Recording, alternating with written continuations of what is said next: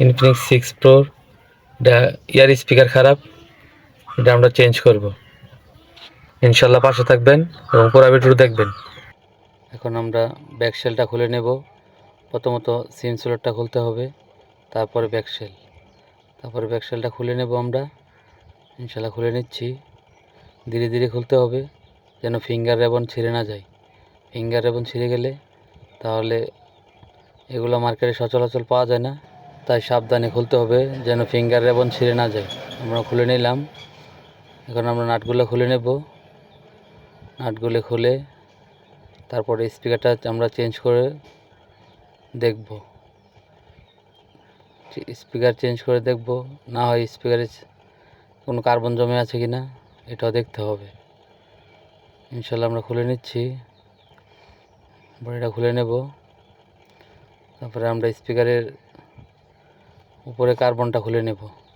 খুলে স্পিকারটা মিটার দিয়ে নেপে তারপরে লাগাতে হবে। স্পিকারটা খুলে নিচ্ছি।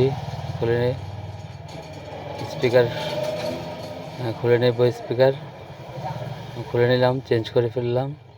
তারপরে কার্বনগুলো দেখতেছি, পরিষ্কার করে নেব। ইনশাল্লাহ লাগিয়ে নিলাম। এখন আমরা ফিটিং করে নেব। এখন আমরা ফিটিং করে নেব। এটা ফিটিং করে নাটগুলো লাগিয়ে তারপর আমরা চেক করে নেব এটা স্পিকারটা ঠিক হয়েছে কিনা। সবাই এভাবেই স্পিকার খুলে লাগিয়ে চেঞ্জ করে নেবেন এবং কাস্টমারের কাছে ভালোভাবে উপস্থাপনা করবেন। ধীরে ধীরে কাজ করবেন, সুন্দরভাবে কাজ করবেন। কাস্টমারের কাছে একটা কাস্টমার ধরে রাখতে হলে আপনার ব্যবহার ভালো করতে হবে।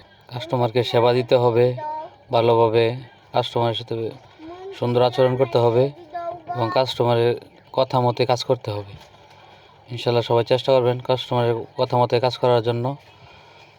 কাস্টমারের মন খুশি রাখিয়ে কাজ করলে পরবর্তী আপনার কাস্টমার বৃদ্ধি পাবে। ইনশাল্লাহ সবাই আমার জন্য দোয়া করবেন, চ্যানেলটা ফলো করে দিবেন। সবাই ভালো থাকবেন। ইনশাল্লাহ আমরা চেক করে নেব এটা। এখন চেক করে নিয়ে তারপর কাস্টমারের কাছে আমরা এটা চেক করে নেব। চেক করে কাস্টমারের কাছে দেওয়ার আগে আমরা চেক করে নেব। ইনশাল্লাহ চেক করে নিচ্ছি। এখন দেখব, হ্যাঁ ইনশাল্লাহ ওকে আছে, আলহামদুলিল্লাহ ঠিক আছে, আলহামদুলিল্লাহ।